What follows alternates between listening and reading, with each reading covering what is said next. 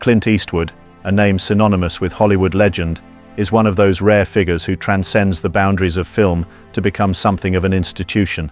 They're all different, though, so I wasn't really looking for the heroics necessarily. I was just looking for the story and the situation. For over 6 decades, he's been the epitome of cool, an actor, director, producer, and occasional composer who has shaped cinema with his unrelenting passion for storytelling. If you were to describe his career in one word, it would likely be resilient. From uncredited roles in B-movies to an acclaimed director still active well into his 90s, Eastwood has remained as constant as the ticking of a clock, adapting and evolving but never compromising his unique vision. It wasn't a terribly popular idea at the beginning, but I thought it was a great idea. And the guys... It's almost amusing now to imagine that there was a moment when this titan of the screen considered giving up. After starring in the less than memorable ambush at Cimarron Pass, Eastwood recalled sinking lower and lower into his seat, declaring to his wife, "I'm going to quit. I'm really going to quit." Thank goodness Rawhide came along to rescue him, giving him a foothold in television and setting him on the path to superstardom. As it turns out, that decision to stick it out would lead to a career not only defined by longevity, but by an ability to straddle genres, blur the lines of morality, and explore the human condition like few others have dared. Despite his reputation as the tough guy, the cowboy with a 1,000-yard stare and the hard-nosed detective who didn't play by the rules, Crazy bell ringer was right. There's money to be made in a place like this. If you're thinking what I suspect. Eastwood has always been more than the characters he portrayed. Behind the gruff exterior lies a thoughtful artist, unafraid to probe themes of identity, morality, and redemption. And that's perhaps why his list of favorite films from his own career, revealed in 2010, is as eclectic and fascinating as the man himself. If Clint Eastwood's career were a dinner party, these 6 films would be the guests. I became an actor by accident. I was going to Los Angeles City College on the GI Bill, and some friend of mine said, I'm going to an acting class this evening. Would you like to go?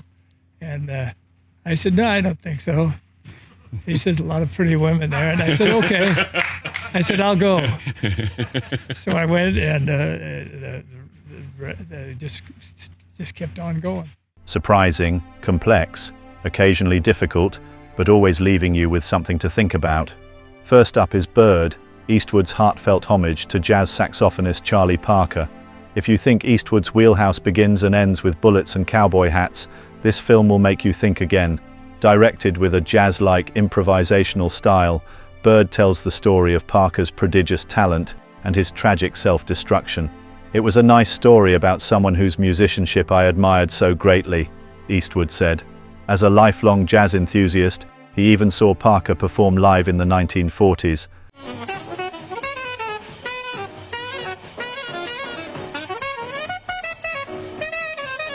This was a deeply personal project for Eastwood, one that allowed him to explore a life marked by brilliance and addiction. Charlie Parker, a guy who is that brilliant, has a great knack, and he's self-destruct rather than enjoying the fruit of the labor, so to speak. Very nice, Charlie. Very nice. Forrest Whitaker's magnetic performance as Parker earned widespread acclaim. He really believed in me.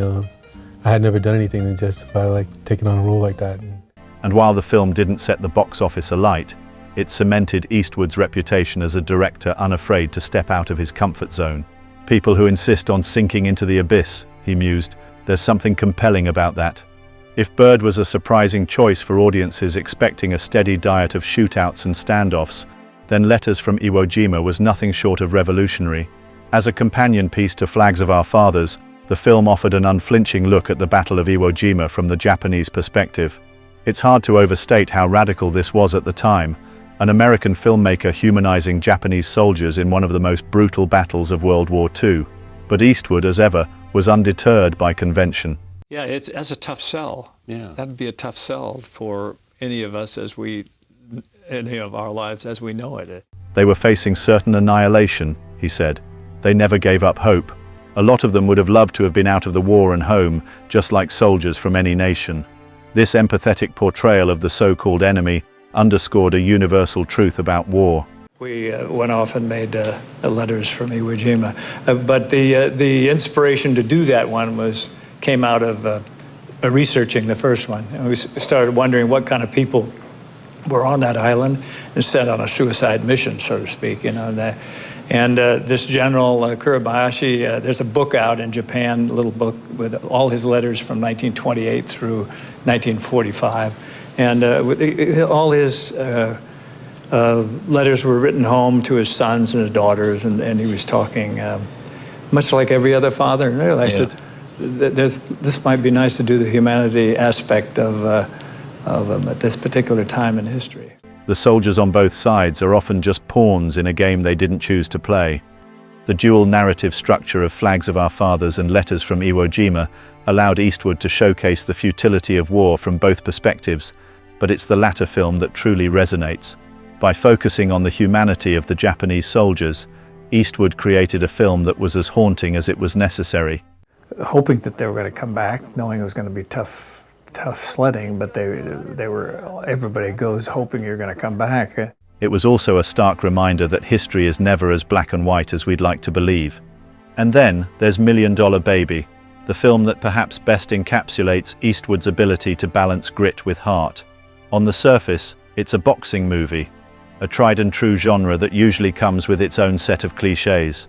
But in Eastwood's hands, $1 Million Baby became something far more profound.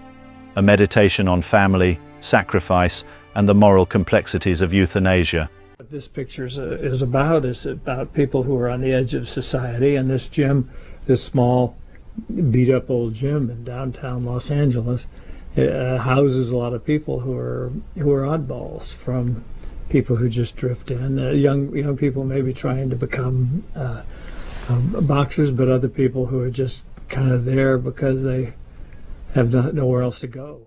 It appealed to me because it was a story regarding family, he said.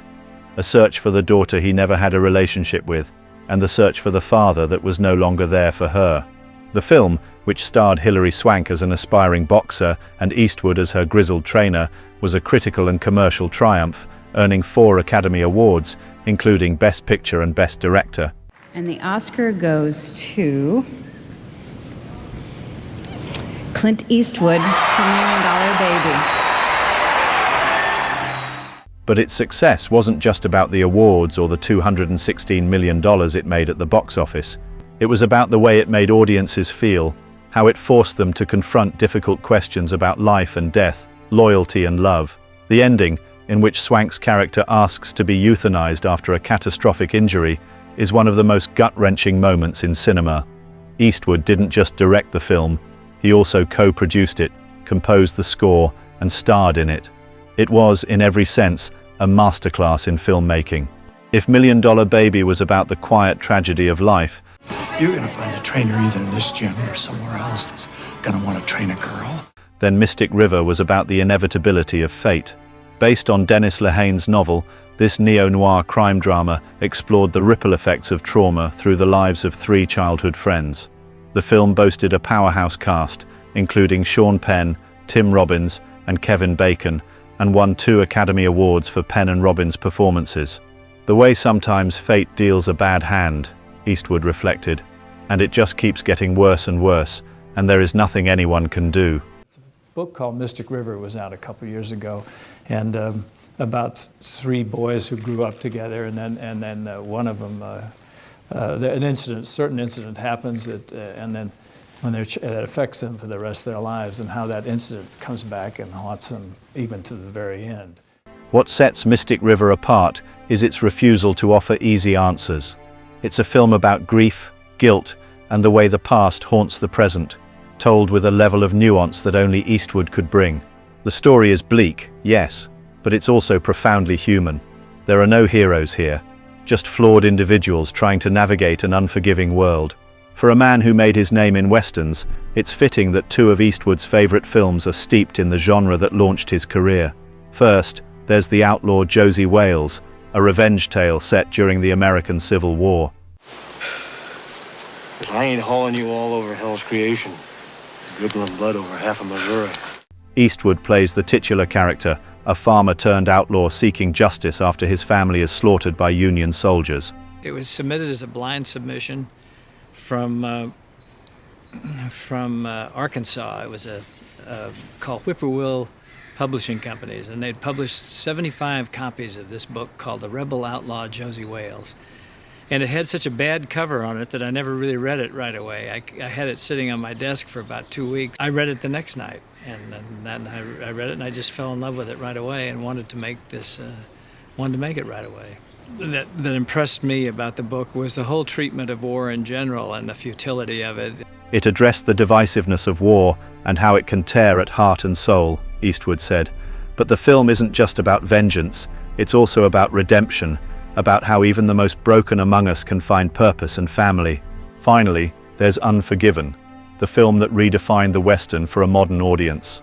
As William Money, a retired gunslinger drawn back into a life of violence, Eastwood delivered a performance that was as raw and uncompromising as the film itself. The script was very intelligent, he said, and dealt with issues, gun control, and the struggles people have within. Unforgiven was an interesting project in my life because I first, and I read it and I fell absolutely in love with it. This was in 1981.